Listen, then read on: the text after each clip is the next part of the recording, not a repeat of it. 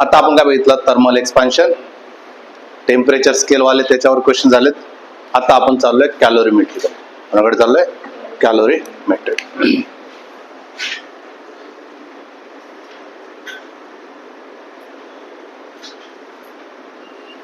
कॅलोरीमेट्री मध्ये होतं काय, कॅलोरीमेट्री म्हणजे काय, तिथं काय केलं जाईल, स्टडी ऑफ हीट. कसं स्टडी करायचं आपल्याला, study of heat, study of heat, हीटची जिथं स्टडी केलं जाईल त्याला आपण कॅलोरीमेट्री म्हणतो.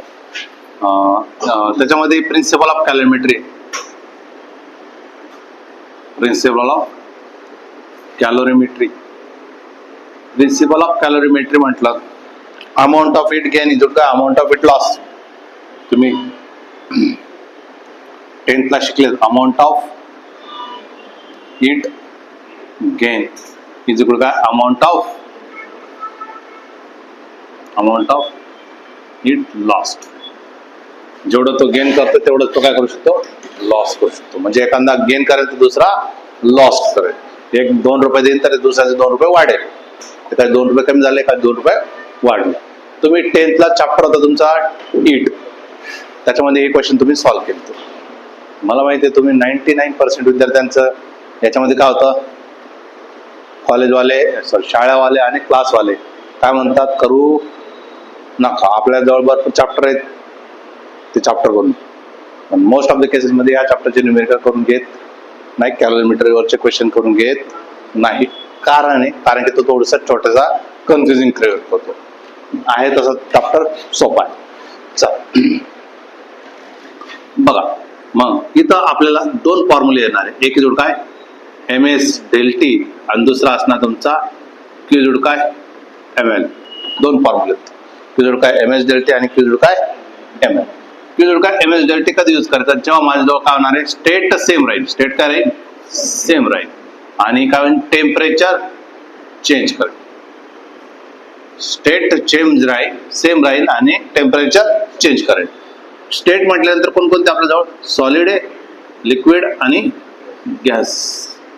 म्हणजे याचा अर्थ काय, सॉलिडचं सॉलिडच राहील, लिक्विडचं लिक्विडच राहील, गॅसचं गॅसच राहील, पण टेम्परेचर चेंज करेल. या केसमध्ये काय होतं, स्टेट चेंज होईल, स्टेट चेंज होईल आणि टेम्परेचर सेम राहील. मग आता आपल्याला कळालं, आपल्याला काय कळालं, स्टेट चेंज होत असेल तर ML लावायचं आहे, आणि टेम्परेचर चेंज होत असेल, जसं की मी आता म्हटलं हे आईस आहे, माझं आईस आहे, आईसला मी हीट केलं तर काय होऊन जाईल, त्याचं पाणी होईल. आईसचं काय होऊन जाईल, वॉटर होईल.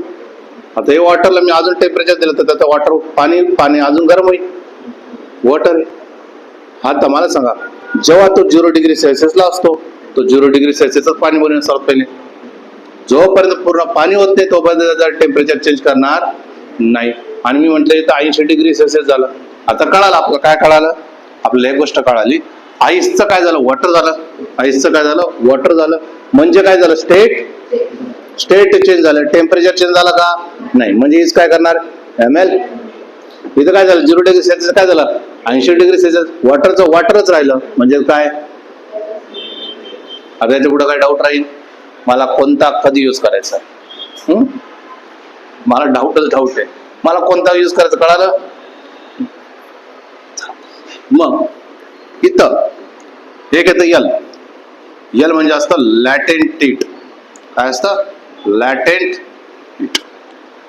मग पहिलं येतं लॅटेंट heat of fusion.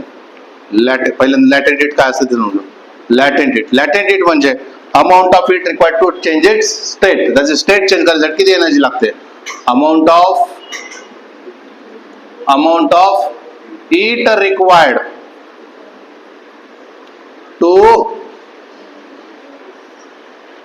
To change its state. त्याचा स्टेट चेंज करण्यासाठी किती अमाऊंटची गरज आहे त्याला आपण काय म्हणतो, लॅटेंट हीट. त्याला काय म्हणतो आपण, लॅटेंट हीट. काय डाऊट आहे, लॅटेंट हीट 2 प्रकारचे असतात, ऍक्च्युअली मध्ये 4 प्रकार होतात. Latent heat of fusion, latent heat of fusion. Latent heat of fusion म्हटलं तर काय, सॉलिडचं लिक्विड होईल. काय होईल, सॉलिडचं लिक्विड, किंवा लिक्विडचं काय होईल, सॉलिड.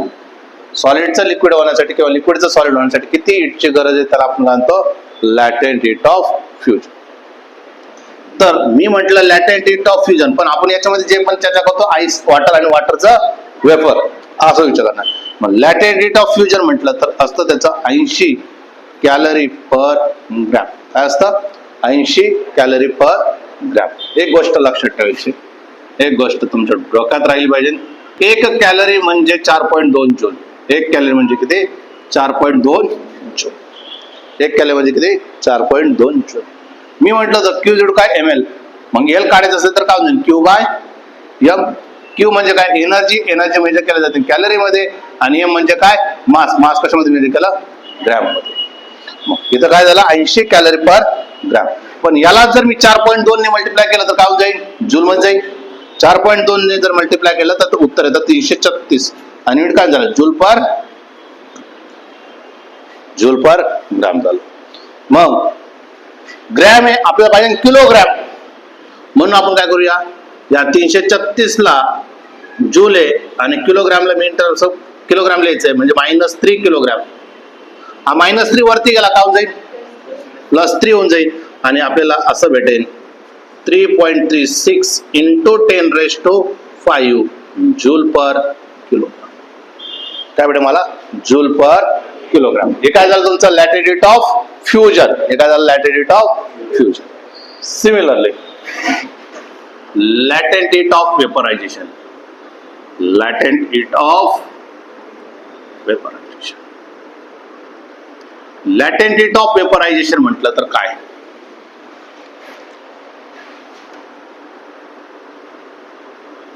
बघ, लॅटेंट हीट ऑफ वेपरायझेशन म्हटलं तर काय काय होणार आहे? लिक्विडचं काय होऊन जाईल? वेपर. आणि वेपरच काय होऊन जाईल? लिक्विड. ह्याच्यासाठी किती एनर्जी लागेल त्याला आपण काय म्हणतो? लॅटेंट heat of vaporisation.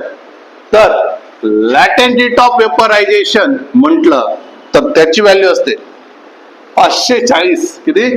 540 calorie per gram. त्याला जर 4.2 ने मल्टिप्लाय केलं तर किती होणार आहे? 2260 joule per gram. Joule per ग्रॅमला मला किलोग्रॅम करायचंय, तर मी काय केलं? 2260 जूल, आणि इथं काय केलं? 10⁻³ किलोग्रॅम.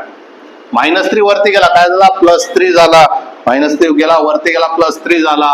म्हणजेच मी असं म्हटलं 2.26 × 10⁻6 जूल पर किलो. कळालं? 2.26 × 10⁻6 जूल पर किलोग्राम. मला कळणं गरजेचं कोणतं युनिट मला यूज करायचं, कारण की त्यांनी कशात दिलं हे कळणं गरजेचं आहे. त्याच्यानुसार आपल्याला युनिट खेळवायचं. काय डाऊट आहे? हे झालं लॅटेंट हीट ऑफ वेपरायझेशन. दुसरं असतं latent heat of sublimation. Latent heat of sublimation. Latent heat of sublimation जर मी म्हटलं तर काय होतं? सॉलिडचं डायरेक्टली वेपर. सॉलिडचं डायरेक्ट काय होतं? वेपर. किंवा वेपरचं डायरेक्टली काय होणार आहे? सॉलिड. पण नाही, आपण इथं बघणार फक्त सॉलिडचं काय? वेपर. सॉलिडचं डायरेक्टली वेपर होत असेल तर त्याला आपण काय म्हणतो? सब्लिमेशन. त्याला काय म्हणतो आपण? सब्लिमेशन. एक्झाम्पल जर म्हटलं कापूर. एक्झाम्पल म्हटलं तर काय? कापूर. माहिती ना, कापूरचं काय होतं? सॉलिडचं डायरेक्टली गॅस मध्ये कन्व्हर्जन होतं. दुसरं असतं लॅटेंट हीट ऑफ, त्याची व्हॅल्यू नाही आपल्याजवळ. लॅटेंट हीट ऑफ, कारण की आपण कोणाचं बघितलं फक्त आईस. आईसचं काय? वॉटर. वॉटरचं काय? वेपर. बस एवढंच आपल्यासाठी. जे पण व्हॅल्यू आले तर कोणासाठी आले माहिती ना? यासाठी आल्यात. यांचे नाहीत, यांचे वेगळे असतील. Latent heat of, latent heat of, latent heat of काय? क्रिस्टलायझेशन. काय? क्रिस्टलायझेशन. म्हणजे याच्यात काय होईल रे? याच्यात काय होऊन जाईल? वेपरचा काय होऊन जाईल? सॉलिड होईल. तर त्याला आपण काय म्हणतो? लॅटेंट हीट ऑफ क्रिस्टलायझेशन. काय डाऊट आहे? समजलं? कोणासाठी लागतं? कशासाठी लागतंय? लॅटेंट हीट कशासाठी लागतं? गंमत करण्यासाठी, स्टेट चेंज करण्यासाठी. हा. दुसरं आहे क्यू इज काय? ms delta. यस काय येणार? क्यू डिवाइड बाय काय? m × delta. क्यूचं युनिट काय येणार आहे? कॅलरी, मासचं युनिट काय येणार आहे ग्रॅम, डेल्टा युनिट काय येणार आहे डिग्री सेल्सिअस, और केल्विन. डिग्री सेल्सिअस आणि केल्विन कसं राहील सेम राहील. डेल के आणि डेल सी कसा असतो सेम असतो. होतो ना सेम. मग त्यांना वाटतं वेगळं राहील. हा यस काय specific heat capacity. Specific heat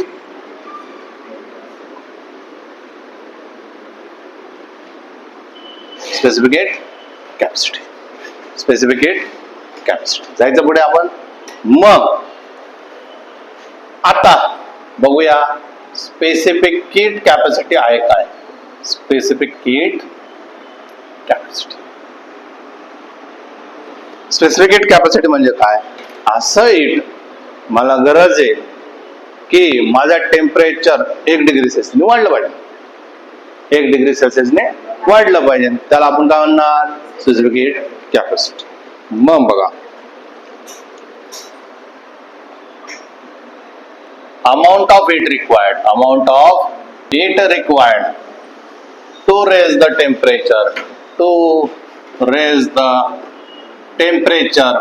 by 1 degree Celsius of a 1 gram substance. 1 gram substance मला 1 डिग्री सेल्सिअस करण्यासाठी किती हीटची गरज आहे हे सांगणे म्हणजेच काय स्पेसिफिक हीट कॅपॅसिटी. ते म्हणजेच काय specific heat capacity. Specific heat capacity for a water ते असतं 1 कॅलरी पर gram per degree Celsius. Unit लक्षात ठेवावं लागेल. हा जर मी जूल मध्ये केलं तर किती होऊन जाईल 4.2 joule. 4 joule per gram per degree Celsius. Kilogram केलं तर किती होऊन जाईल 4200 जूल पर किलोग्राम पर डिग्री सेल्सिअस. कळालं. किलोग्राम केलं तर -3 वरती येऊन +3 होऊन जाईल 4200 होऊन जाईल. Similarly specific heat capacity for a ice. Specific capacity for a ice तो असतो तुमचा 0.5 कॅलरी पर ग्रॅम पर डिग्री सेल्सिअस. म्हणजेच काय झाला रे 1चा अर्धा झाला तर इकडे पण काय होऊन जाईल अर्धा होऊन जाईल. आणि किती झाला तुमचा 2.1 joule per gram per degree Celsius. मग परत तिथं वरती गेला तर काय झाला 2100 जूल पर किलोग्राम पर डिग्री सेल्सिअस. हे व्हॅल्यू लक्षात ठेवावं लागतात. आता याला काही ऑप्शन नाही.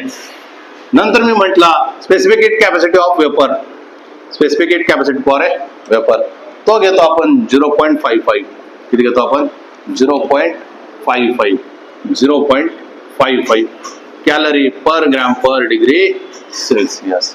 मग याची व्हॅल्यू बनते 2.1 च्या ऐवजी 2.2. अर्धाने झाला अर्ध्यापेक्षा थोडासा मोठा आहे. मग 2.2 joule per gram per degree Celsius. मग इकडे करलं तर काय होऊन जाईल 2200 जूल पर किलोग्राम पर डिग्री सेल्सिअस. काय डाऊट आहे.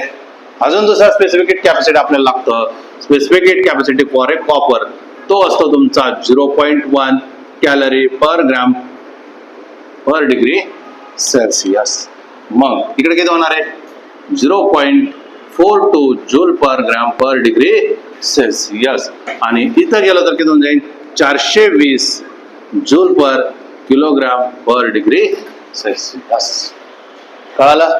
मग हे आपल्याला महत्वाचं गरजेचं आहे.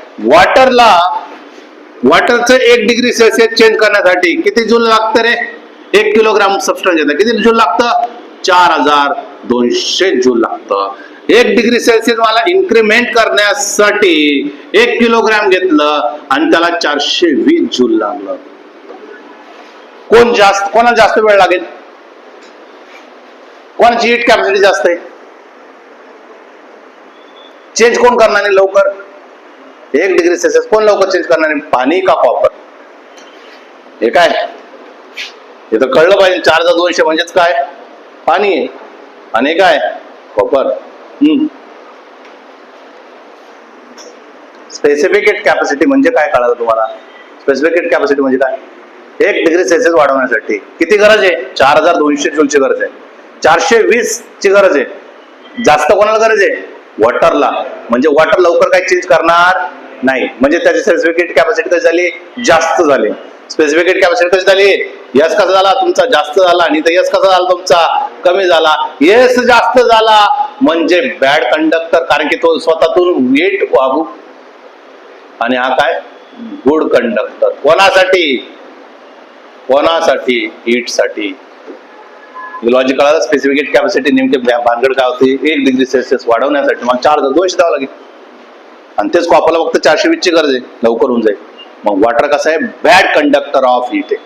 माझं तुम्ही म्हणशाल सर पाणी तर तापतं, आणि जोड 4,200 जूल देतात. ऍक्च्युअल मध्ये तुम्ही काय देतात? पातेल्याला देतात. पातेले पुढे जाऊन येणार आहे. पातेलं गरम होतं, पातेलं सरकवतं, गरम गरम स्वतः सरकवतं, म्हणून तो गरम होतो. मग तुम्हाला जर असं जर तुम्हाला वाटत असेल खरंच काय होत नाही, मग तुम्ही काय करायचं? पहिले इनिशियल तापवायचं, वरचं पाणी गरम होतं, खाली हात घाला, थंड राहतं. एकाच वेळेस सगळं पाणी गरम होत नाही. पहिले वरचं होतं, वरून हळूहळू खाली खाली शिफ्ट होतं. जर पाण्यामधून जर हीट गेले असेल तर तुमचं मधूनच पाणी गरम झालं असतं. तसं होत नाही, कारण की तो बॅड कंडक्टर ऑफ हीट आहे. काय डाऊट आहे? स्पेसिफिक कॅपॅसिटी कळाली. मग डेफिनेशन आहे. Principal specific heat capacity. Specific capacity, principal specific heat capacity. Principal आहे म्हणून त्याला दाखवलं तो एस ने दाखवतो. प्रिन्सिपलला कशा दाखवतो आपण? एस ने किंवा स्मॉल सी ने, किंवा और स्मॉल सी ने दाखवतो स्पेसिफिकेट कॅपॅसिटी फॉर आहे. कोणासाठी? प्रिन्सिपल एस किंवा आर. आता राहिला प्रिन्सिपल स्पेसिफिकेट कॅपॅसिटी काय असतं. मग प्रिन्सिपल स्पेसिफिकेट कॅपॅसिटी म्हणजे काय? 1 ग्रॅम सबस्टन्सला जो लिहिला ना तोच डेफिनेशन बघा. काय? Amount of heat required to raise the temperature by 1 degree Celsius of a 1 gram substance. 1 gram सबस्टन्सला मला इन्क्रीज करण्यासाठी जे पण द्यावं लागेल त्याला काय म्हणतो? Principal specific heat capacity. दुसरं असतं principal specific heat capacity at constant volume म्हणा, प्रेशर म्हणा. प्रेशर आल्यामुळे इथं काय येईल? या सफिक्सला पण तुम्ही काय म्हणशाल? Amount of heat required to raise the temperature by 1 degree Celsius of a 1 gram substance constant.